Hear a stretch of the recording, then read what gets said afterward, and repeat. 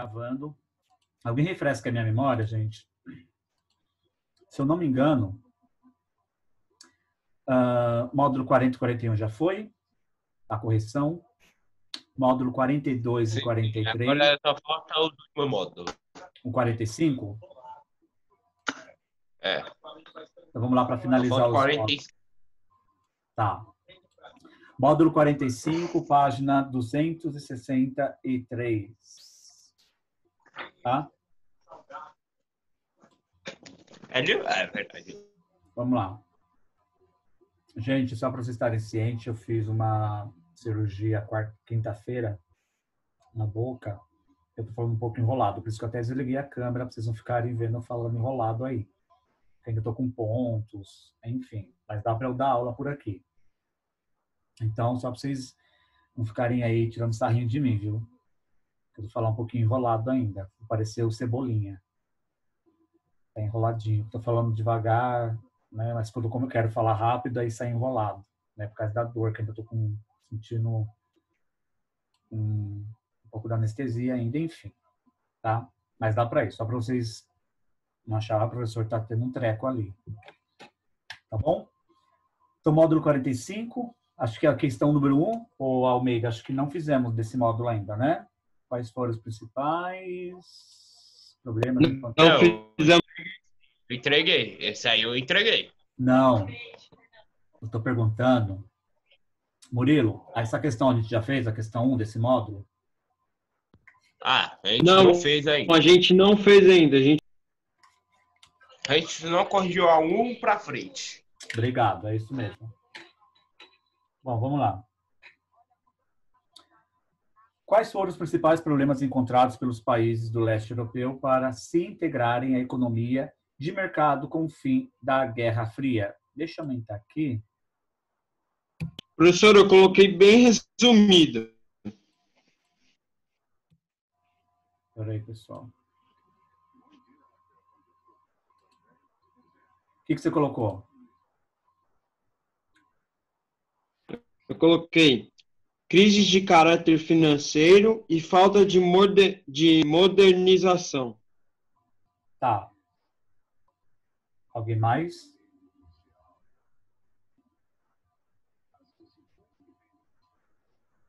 Ninguém? Só o Murilo? Bom, gente, a palavra-chave é modernização, né?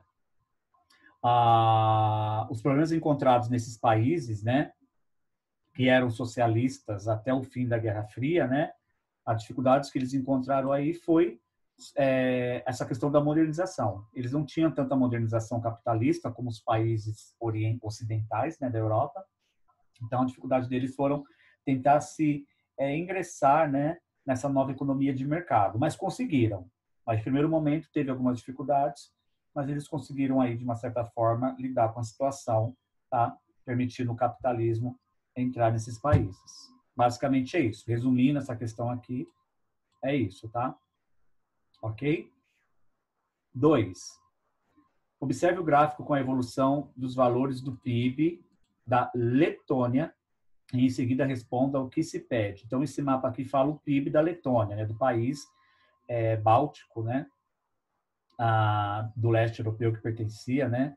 A ex-União Soviética, né? A cortina de ferro, enfim, tá?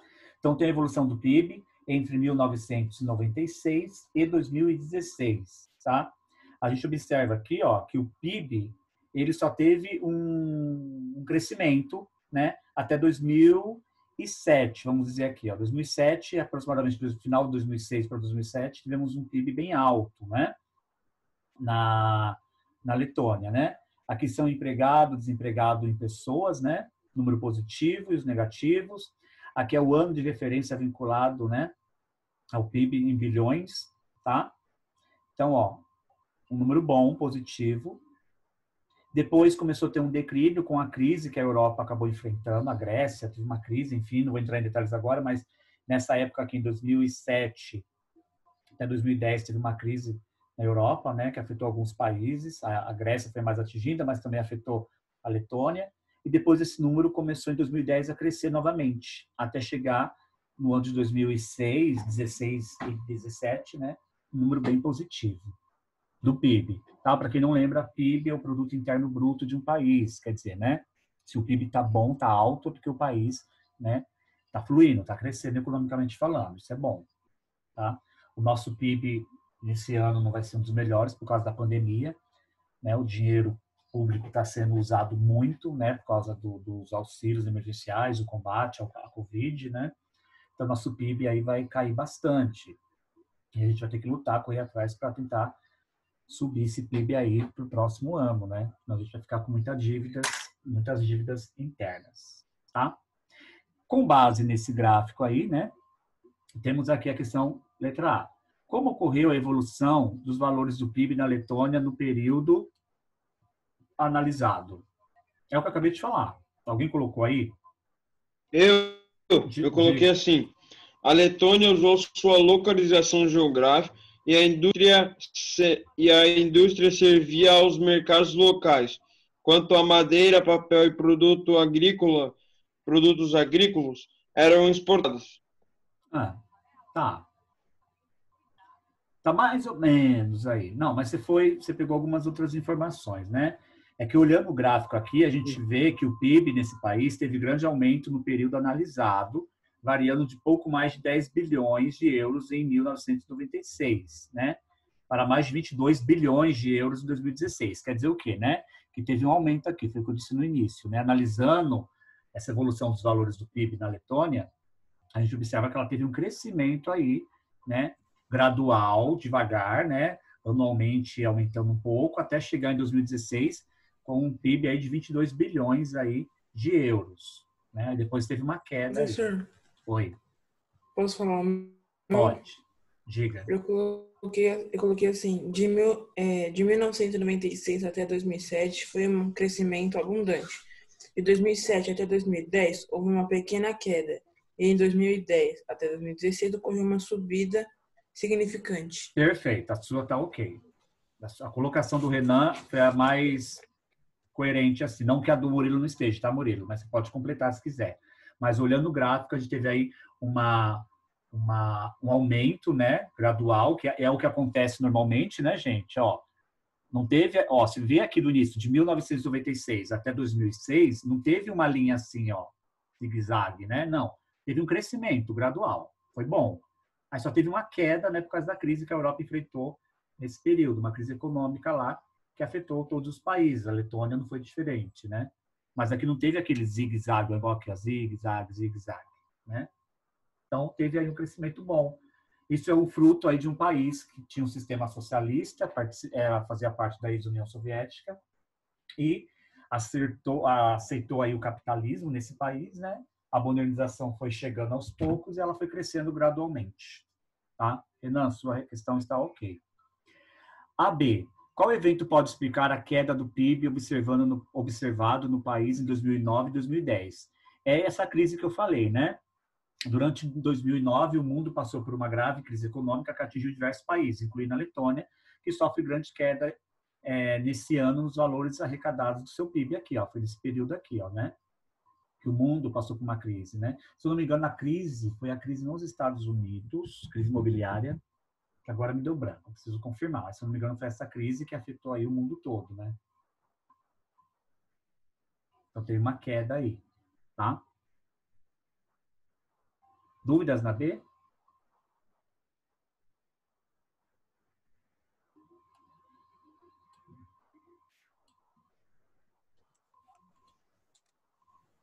Gente, eu recebi uma mensagem aqui, a sua internet está instável.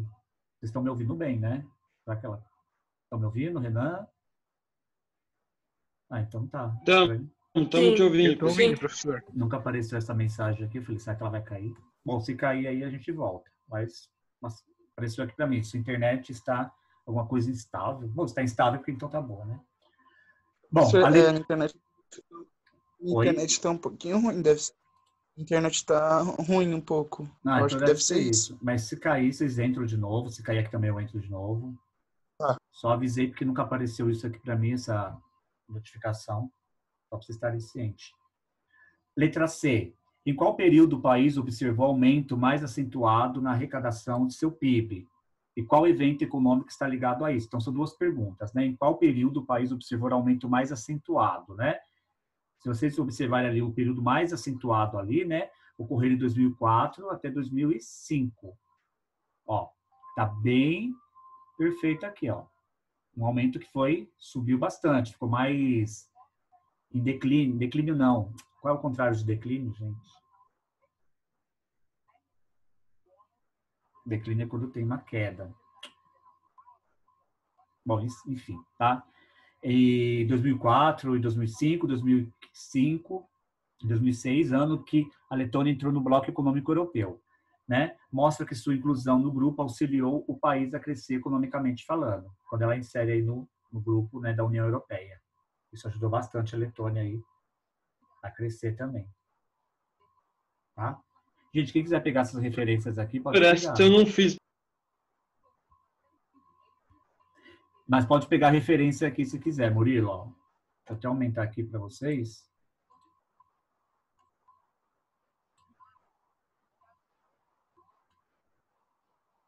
Quem quiser anotar aí alguma informação dessa, fiquem à vontade.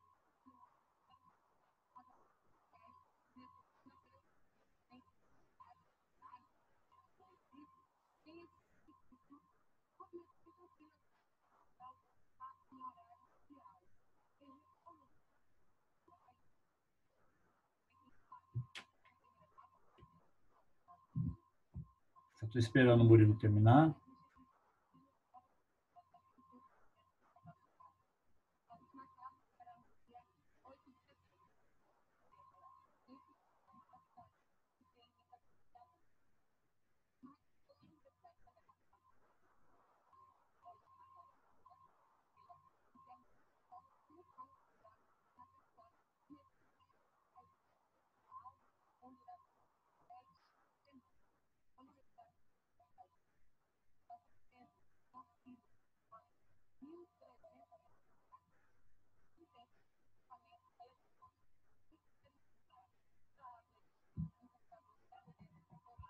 Bom, enquanto quem está copiando aí, eu vou falando na 3. Não, pode terminar que eu não vou tirar da tela, não.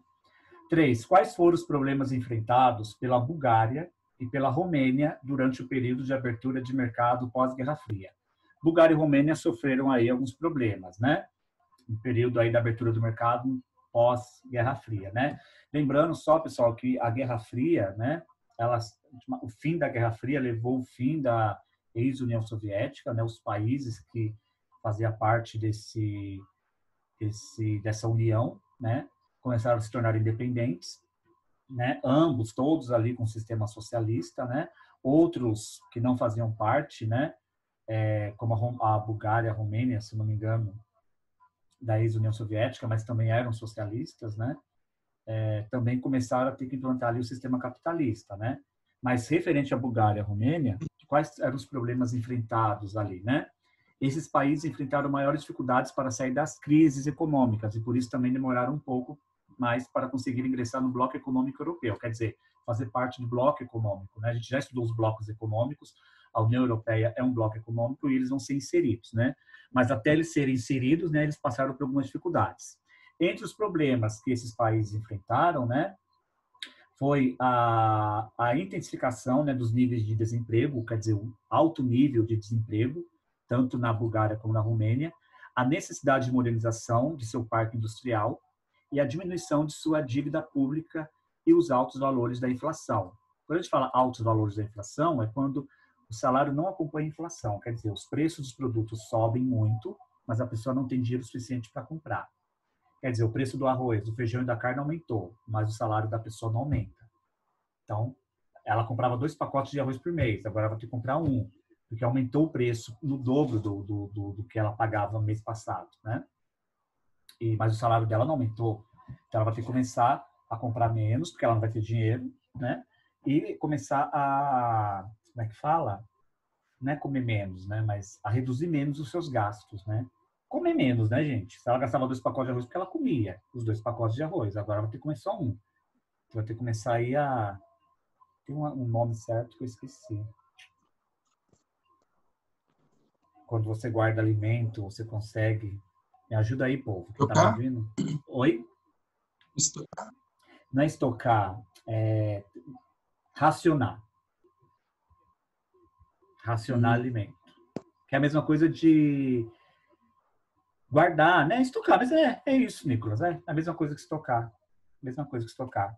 Né? Guarda, é comer aos poucos, não comer tudo, porque não vai ter como comprar. E isso é que quando tem altos valores de inflação, quando os preços dos produtos sobem demais, você não consegue comprar eles porque você não tem dinheiro. Os salários não acompanham a produção.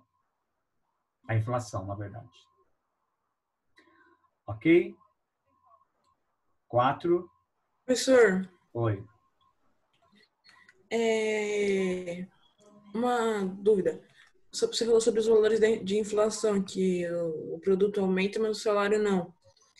Isso pode ser considerado naquela época do feijão aqui no Brasil? Que o Aham. feijão era muito caro? Sim. Você lembra dessa época? É da sua época? Você não é tão velho também, né? Não, a gente era professor. Acho que Na foi hora ano que. passado, retrasado, que aconteceu isso. Não, faz uns Não, 4 anos já. Uns Então, eu 3, tinha 4 10 anos. anos. Nossa, tem uma boa era o memória. feijão tava professor. Na verdade, o Tava feijão, o mais que de 10. acontece? O caso do feijão é que o feijão, aqui no Brasil, se eu não me engano, né, ele não estava produzindo muito por causa de algumas pragas que estavam, né, atacou as lavouras de feijão. Então, os únicos feijões que tinham, né, que conseguiram fugir dessas pragas, né, o preço aumentou. Então, por exemplo, de 100% do feijão, né, somente 20% sobrou para poder vender. Então, o preço vai aumentar. Aí só comia feijão quem tinha mais dinheiro, porque assim, o preço do feijão aumentou para não perder o valor dele, né?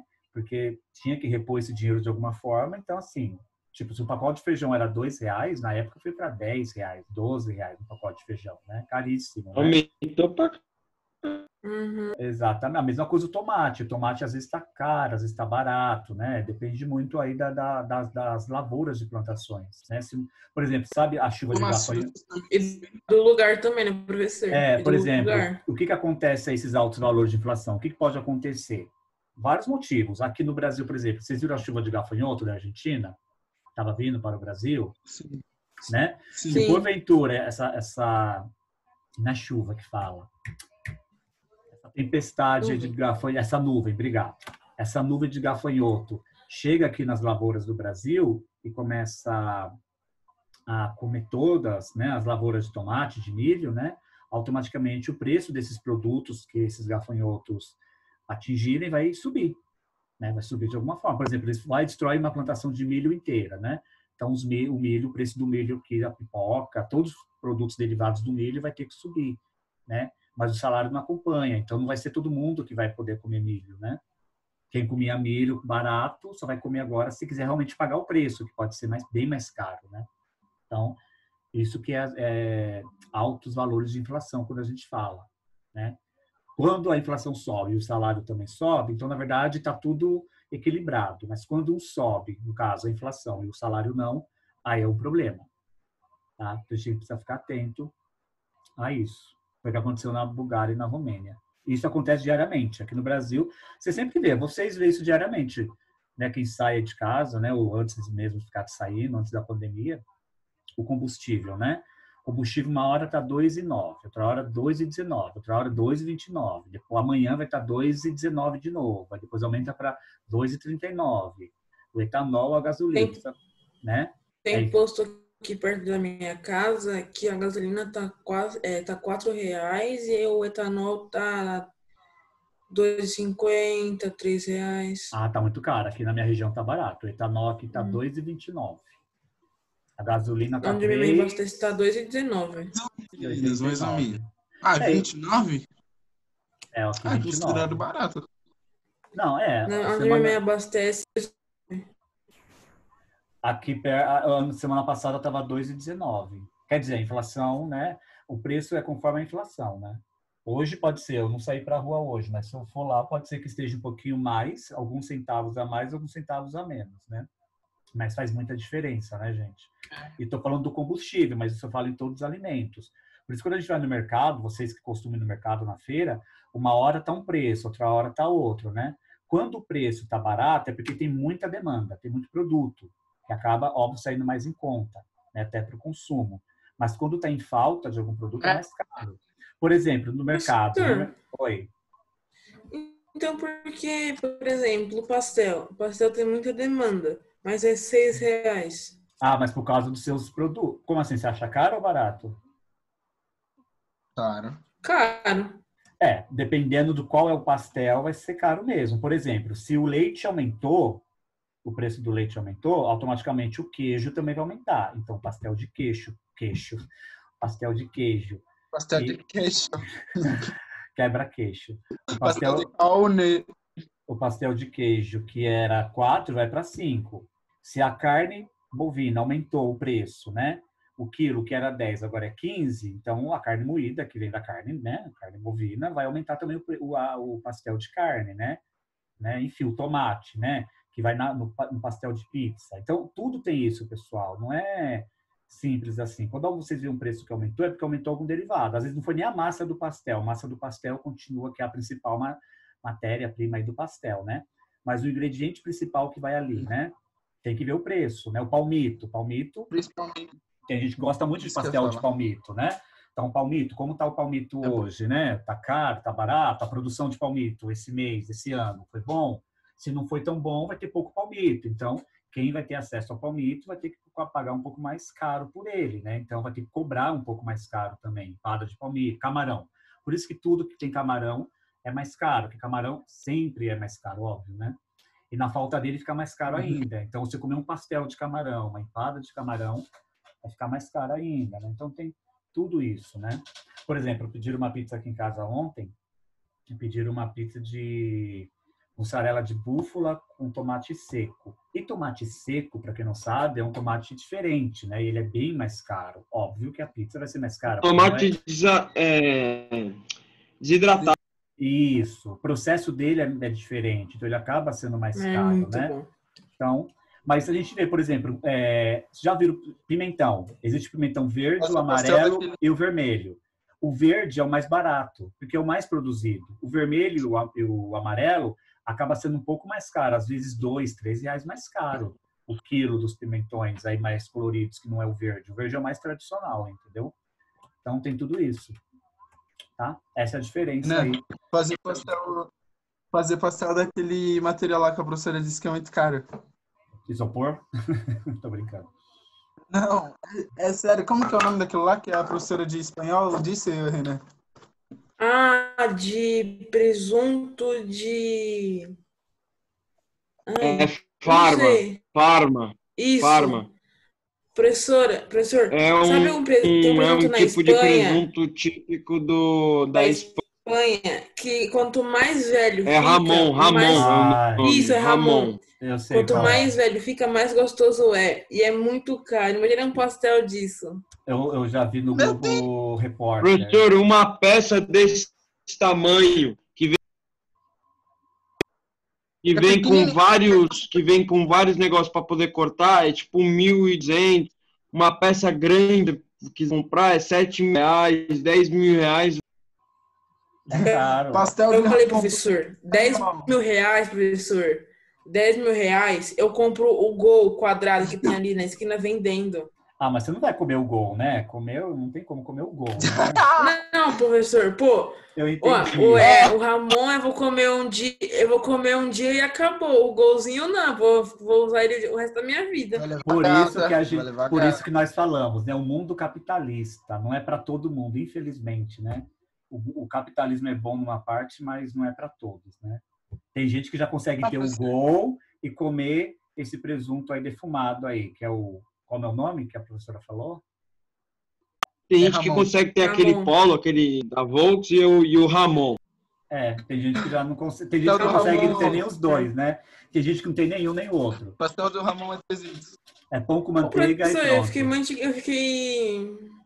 muito indignado outro dia que eu fico assim Não indignado, mas achei interessante. Um cara com uma casa gigante, sabe o que ele tem na garagem? Um Fusca e uma caminhonete 4x4. Eu falei, quê? É estilo, às vezes, da pessoa. Tem muitos ricos aí que eles são muito simples. Tem dinheiro, mas gostam de coisas simples. Tem muitos. Na verdade, esse é o verdadeiro rico, né? Verdadeiro, né? Sim. Imagina o Lionel Messi com uma Paraty. Imagina o Lionel Messi com um... Lionel Messi numa... Como que é o nome? Uma Brasília. Brasília. Não, gente, também não Maré, dá. numa... Bom, mas vamos lá, bora. Brasília amarela tocando Malas Assassinas. Bom, vamos lá na 4 para a gente finalizar esse módulo. Bom, leia o trecho a seguir e responda as questões. O presidente russo Dmitry Medvedev disse nesta terça-feira, dia 26, que assinou um decreto reconhecendo 2 regiões separatistas da Geórgia como estados independentes. Ele disse: assinei decretos de reconhecimento da independência da Ossétia do Sul e da Abkhazia, né, pela Federação Russa, disse Medvedev, em anúncio pela televisão. O Kremlin, né, Kremlin é como se fosse uma região militar, né, de investigação, enfim, né, a CIA, vamos dizer assim, da Rússia, né, também anunciou que vai estabelecer relações diplomáticas com as regiões, assim como estreitar a cooperação e os laços de amizade. Os líderes das regiões separatistas elogiaram a decisão histórica da Rússia, segundo a agência Interfax. Quais tipos de problemas diplomáticos e econômicos decorrentes do reconhecimento da independência da Ossétia do Sul foram gerados no cenário geopolítico da região do Cáucaso? Vocês chegaram a pesquisar direitinho essa questão? Sim, professor. Diga. Rejeição da influência russa e conflito na região.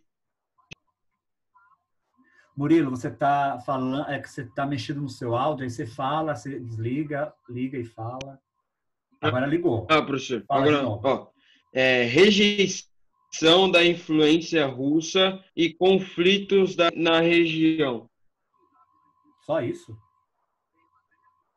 Quem mais? Coloquei isso.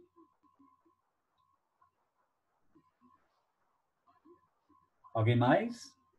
Gente, essa questão aqui específica, ela diz o seguinte aqui, ó. Peraí. O apoio russo à separação da Ossétia do Sul estremeceu as relações diplomáticas entre a Geórgia e a Rússia, o que culminou na saída da Geórgia do bloco econômico SEI, né, Comunidade dos Estados Independentes, né, o bloco econômico criado pelos países que faziam parte da União Soviética durante o período da Guerra Fria. Os textos que a gente viu, não lembro de ter falado isso, mas só retomar aqui um pouquinho, o que acontece? Em 1991, com o fim da União Soviética, a Rússia, para não perder totalmente o controle dos outros países que faziam parte da União Soviética, ela cria esse bloco econômico aí, chamado de SEI, Comunidade dos Estados Independentes. Quer dizer, cada um vão ser independentes, mas ainda com comando indireto russo, tá? Então, a SEI é um bloco econômico que ainda existe, esse bloco econômico, né? Criado aí, que fazia parte dos países da ex-União Soviética durante o período da Guerra Fria, né? Esse bloco foi criado pós-Guerra Fria, depois da União Soviética se desfazer, tá? Então, essa resposta aqui da A, né? O apoio da Rússia, né, estabeleceu aí relações diplomáticas entre a Geórgia e a Rússia, que já não estava muito boa, né? E culminou a saída dela da SEI. Quer dizer, bom, já que você quer a separação da Ossétia do Sul, Rússia, então não faço mais parte da comunidade dos Estados Independentes. Então, resumidamente, você não tem mais nenhuma influência sobre mim. Tchau. E deu as costas para a Rússia. Ok? A B. Quais consequências esse precedente abre para o cenário geopolítico europeu? O reconhecimento de países independentes resultantes de processos separatistas pode gerar uma reação em cadeia e incentivar outros grupos a declararem sua independência. Esse aqui é o principal ponto, tá? Então, como a Geórgia, né, de uma certa forma, acabou saindo desse bloco econômico, né, dando as costas aí para a Rússia, esse movimento aí poderia, né, ter um resultado aí separatista em outros países também, né, incentivar outros grupos, né, a declararem sua independência total da Rússia. Basicamente é essa. Ok? Tranquilo aqui? Dúvidas? Estou falando errado de propósito. Tá? Não. É dúvidas. Não? Para conferir, eu acho que não vai dar tempo de fazer para conferir, tá? mas eu queria que vocês olhassem aqui, ó. Corrija aí rapidinho com vocês, ó. Relacione as sub-regiões do leste europeu com as características. Vê se vocês assinalaram certo. A número 1 para conferir, ó, a ordem correta é ACDB, que era para associar aqui, ó, a letra A nos números romanos. Vê se vocês colocaram certo. A gente discute depois.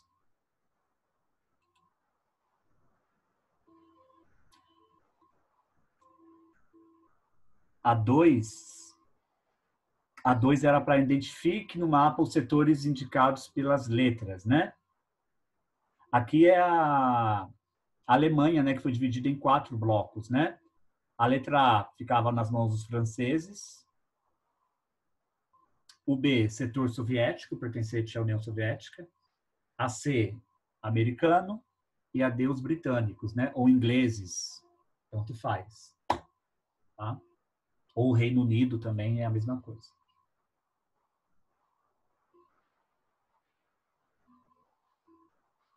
A União Soviética tinha a Rússia como a mandante e o Reino Unido a Inglaterra. É bem parecido, se vocês não perceberem. A diferença é que um era socialista, o outro capitalista.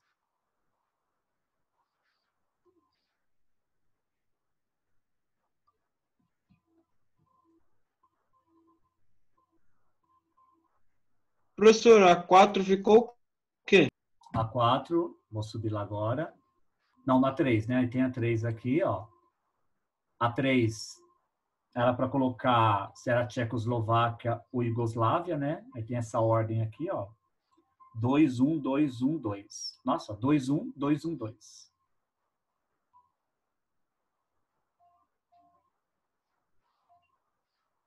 Porque tanto da Tchecoslováquia como a Iugoslávia surgiram outros países nesses territórios, né? Então, da Tchecoslováquia surgiu aí a República Tcheca e a Eslováquia. Da Iugoslávia surge aí a Croácia, a Sérvia e Montenegro. A 4. As 4 palavras, né? Asiático, minoritários, é a segunda aqui, no segundo quadradinho. O terceiro é sérvios e a última aí, muçulmanos.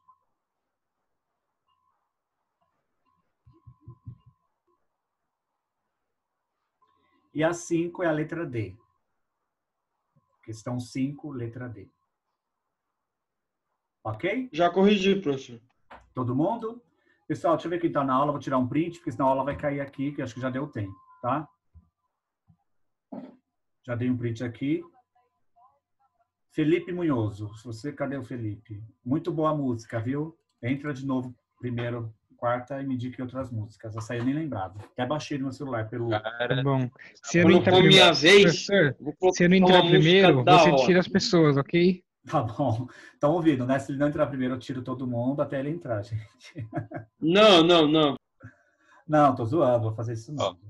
Se for assim, eu só entro na outra aula. É que ele entrou primeiro e ele escolheu Entra a na música, última aula. entendeu? E eu gostei da música. Trazem músicas assim que eu gosto. Então tá bom, gente. Então, ó, acabou nosso tempo. Aí na quarta-feira eu começo sobre a Rússia. A gente vai falar uma aula inteira sobre a Rússia. Passo a atividade para vocês e a gente fecha o assunto. Boa semana e a gente se fala na quarta. Tchau. É, professor. Tchau. Adeus. Adiós.